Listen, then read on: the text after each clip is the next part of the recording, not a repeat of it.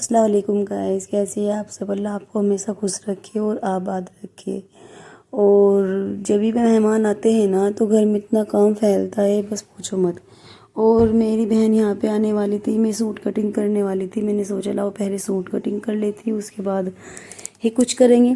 फिर मैं यहाँ पे सूट कटिंग करने वाली थी, तभी फ़ोन आया कि मैं आज आ रही हूँ, मेरी छोटे वाली बहन आने वाली है। और देखो ये यहाँ पे आ गए हैं, ये इसकी क्यूट सी बेटी है रिदा, ये आ गए थे। और बस जहाँ ये आए और बच्चों ने तो ऐसा हंगामा किया कि बस हद कर दी। फिर हम जो है ना, अम्मी यहाँ पे सामान लेके आ गई थी इफ्तारी वगैरह का। फिर हमने फटाफट इफ्तारी की तैयारी करनी शुरू कर दी। और मेरी बहन भी मेरी हेल्प करा रही थी, क्योंकि भाभी घर पर गई हुई है तो मैं अकेली और अम्मी है बस।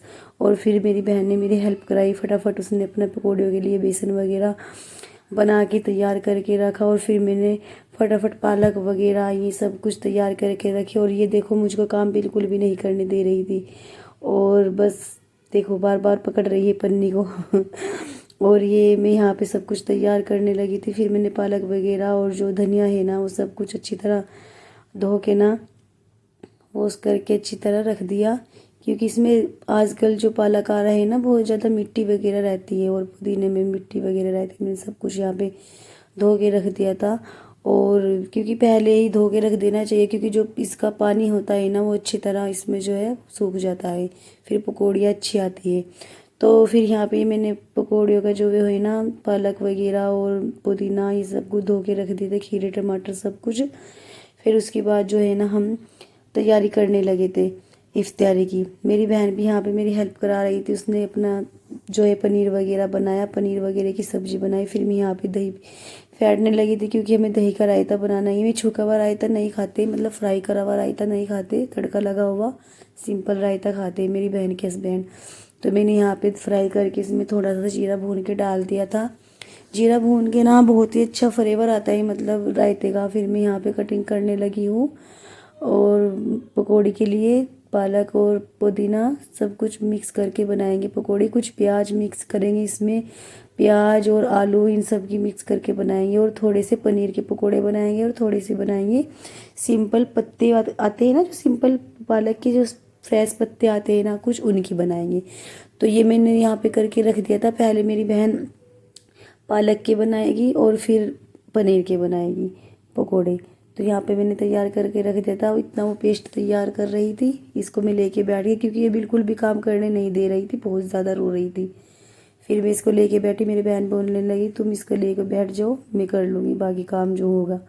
मैं इसको यहाँ पे खिलाने लगी थी। अब देखो कितने शांत से बैठी है, काम करता देखना। बच्चे तो बहुत ज़्यादा परेशान करते हैं, और इनको तो कुछ ज़्यादा ही मतलब दिक्कत हो जाती है कि बस हमारे जो घर के सदस्य है ना वो बिल्कुल भी काम मत करे, हमें ही लेके बैठे।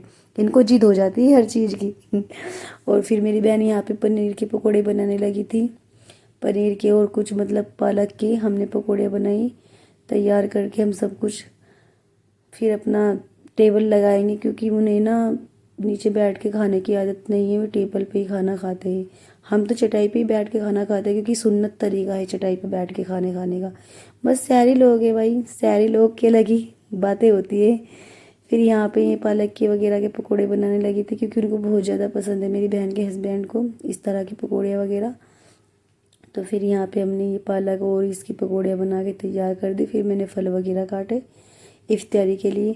और आजकल जो है ना पता नहीं बस क्या बात है, मक्खियाँ कुछ ज़्यादा ही आती है, और मीठे पे तो कुछ ज़्यादा ही आती है। मैंने यहाँ पे सब कुछ तैयार कर दिया था। प्याज जो है ना मैंने हल्का सा पानी और नमक में भे के रख दी थी, थोड़ा सा इसके ऊपर नींबू निचोड़ दिया था, क्योंकि इसकी जो झाल वगैरह होती है ना, कड़वाहट होती है, वो सब कुछ निकल जाती है। आप भी ट्राई करके देखिएगा, प्याज इतनी अच्छी लगती है। और ये यहाँ पे सो गई थी, मैं इसको उठा रही थी। बचपन की नींद कितनी मासूम होती है ना, ये सबसे सुकून की नींद है बचपन की। फिर हम इफ्तारी का टाइम हो गया था, मेरे बच्चे और मेरी अम्मी, मेरी बहन, उनके हस्बैंड सब यहाँ पर बैठ चुके थे इफ्तारी की।